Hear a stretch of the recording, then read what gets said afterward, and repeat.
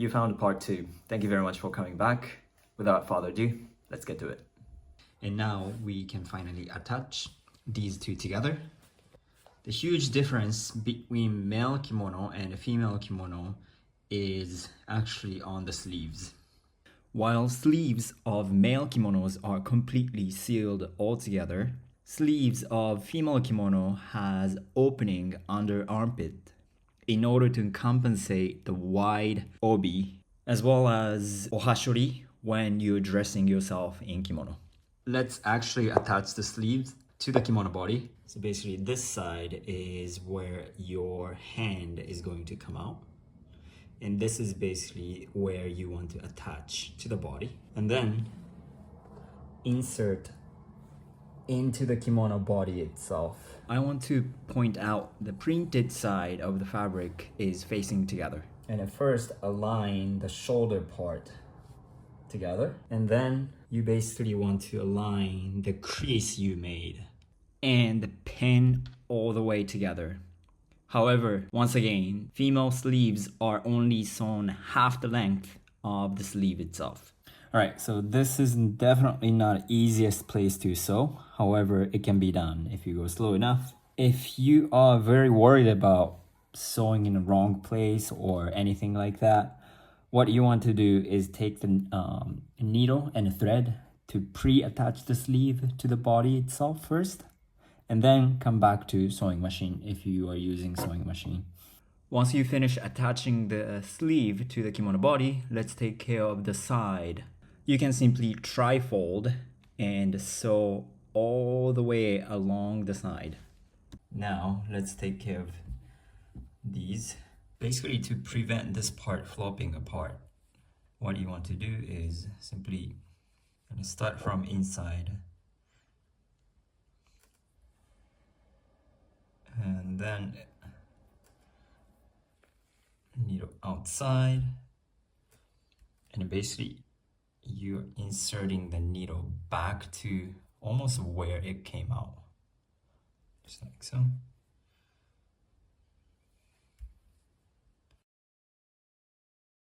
And you should do the same in several locations so it doesn't flop. And by the way, if you do not want to use the thread and needle to do this part, the fabric adhesive is available.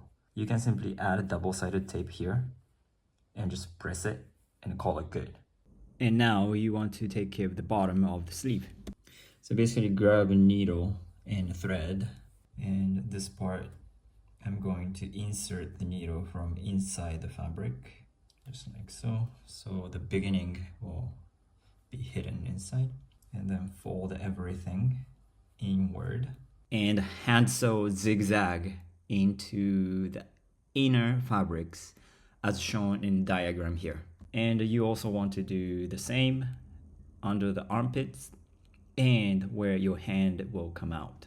Before moving on to next part, let's cut the top 10 centimeters each side from the center. This basically becomes where your neck's supposed to come out. Now let's move on to the okumi part, which wraps around your body. Once again, let's take care of the edge first. What you want to do is tri-fold and sew all along the folded edge, as shown in diagram.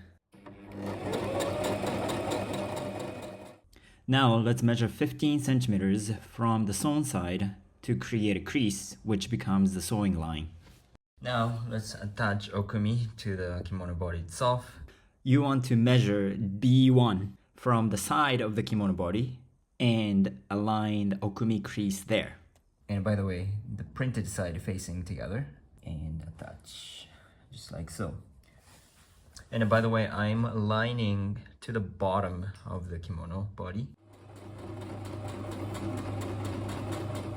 Once you attach okumi to the kimono body itself, let's take care of the edge. You can simply fold these two together inside in the same direction as shown in the diagram here, and sew on an orange line. Right, let's move on to color. Because I decided not to waste any part of the fabric, I have 3 different strips to make one color. So this step might be optional. But nevertheless, first I'm just going to sew here.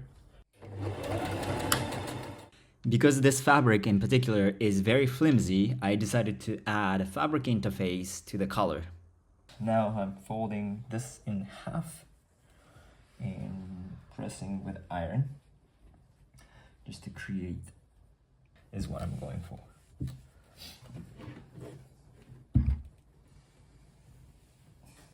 Now once you create the center part, you want to calculate approximately 7 centimeters both sides, which becomes the final length of your color, and create a crease all the way, which becomes the sewing line next.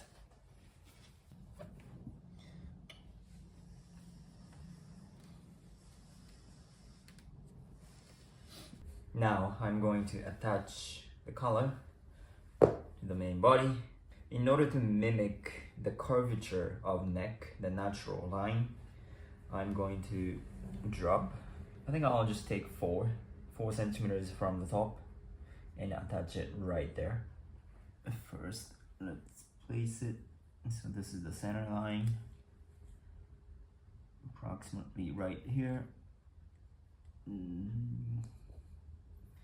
And I usually take about 1 centimeters inside from the edge where it's cut, and that's where I'm going to attach the collar. Now you want to measure half of the final kimono length and mark where it is. And this basically becomes the end point of your collar. So basically you have to bring this part of collar all the way to here diagonally. So now we can sew this, and the first thing I'm going to sew is the back of neck. This line tends to be the most difficult part, so I'm going to start from one end of the neck to the other end of the neck.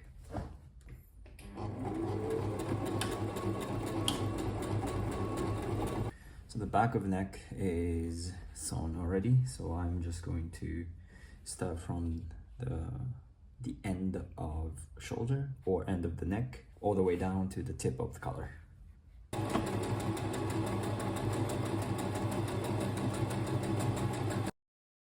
After sewing the collar onto the kimono body, I noticed the collar was way too long, so I am cutting the excess off here. Okay, let's use thread and needle and take care of this part. If you want to chop this part off because your fabric is thick enough and you don't want the color to basically bunch up, you can simply chop this up. However, in my case, the color, even though I attached fabric interface, it's still a little flimsy, and I do not think this is going to bunch up inside anyways. So I am just going to tuck this in by folding this part like so, and then perhaps, fold the top part one more time. And because I don't want this part to move around inside, so I'm just going to use the needle and thread and sew a few different locations. So this is the back, and this is the back center. So I covered everything up and inserted every possible part that needs to be hidden inside, and then pinned from outside, because I am going to sew the line right against the sewn line. So we already sew the yellow line to attach the collar initially to the kimono body, and by covering up and pinning from outside, we are sewing red line as shown in the diagram here.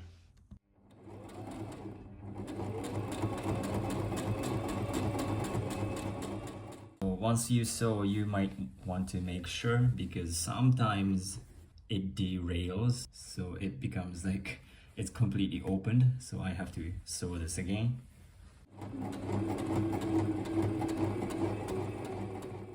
Okay, so let's take care of the very end. I left about 10 centimeters, but I kind of chop in half again because it was definitely too long.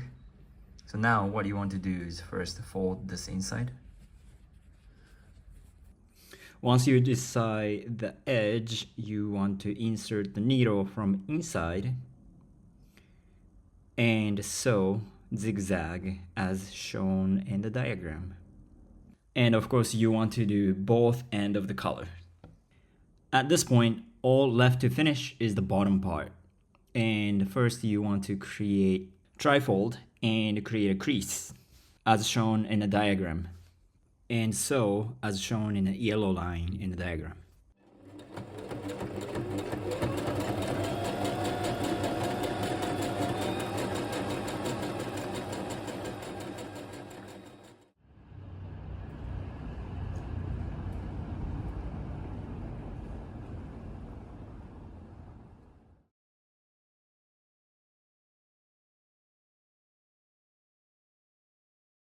Alright, so that was pretty much the entire process I go through every time I make a kimono for her, female kimono. If you had any place that you were not necessarily sure or have questions, please drop in a comment below. I will try to answer as many and as much as possible. If you made your own kimono, I would love to see your creations. So please tag me at Kimono Tribe, either on YouTube or Instagram or TikTok. I would love to see your creation and your story of the kimono. Shout out to Priyanka for kindly volunteered to be a model for this particular project. And also, I would like to thank you for watching all the way till the end and your massive supports. More kimono projects are coming on the way, so please stay tuned. Until then, wear your story.